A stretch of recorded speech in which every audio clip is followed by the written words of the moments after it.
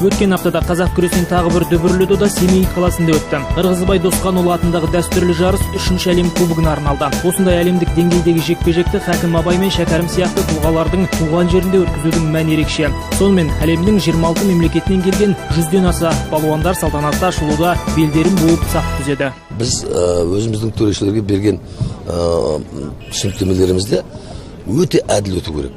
Біз ешқандай өзімізге қарап бұрып тартып, өзіміз әйтеуір оны қолдан шығармайық, медальдің бәрін өзіміз жеңіп, өзіміз ала беретін болсақ, онда біз тек қана бір мемлекеттің, бір ұлттың төңірегінде ғана қалыптасқан спорт болып қаламыз. Сондықтан да егер шын мықтылық танытып, басқа мемлекеттен келген балуандар алып жатса, біз оған өкінбеуіміз керек, біз оған қайта қуануымыз керек.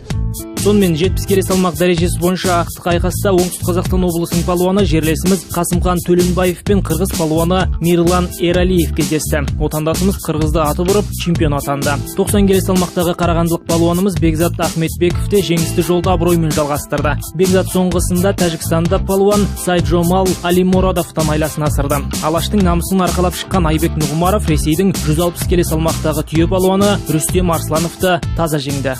Ким өте жақсы, енді талай жыл бұйырған жоқ болатын. Бұйырғанда екінші орын алып жүргем. 2014 тұтқаннан кейін одан ұтқан жоқ. Биылғы жылы бұйырып тұр екен.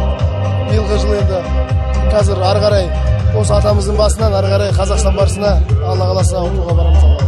Дүниежүзілік қазақ күрес федерациясының ұйымдастыруымен алда бірнеше жарыстар өтеді. Үстіміздегі жылы қыркүйектің 17 мен 24 аралығында Ашхабадта 5-ші Азия ойындарында ел тарихында тұңғыш рет ата күресіміз жарыс бағдарламасына еніп отыр. Одан бөлек Астанада қыркүйектің 30 мен қазанның 2 аралығында 7-ші әлем чемпионаты жалауын көтерсе, желтоқсан айында төл күресімізден мұхиттың арғы бетінде Америка чемпионаты өтетін болады.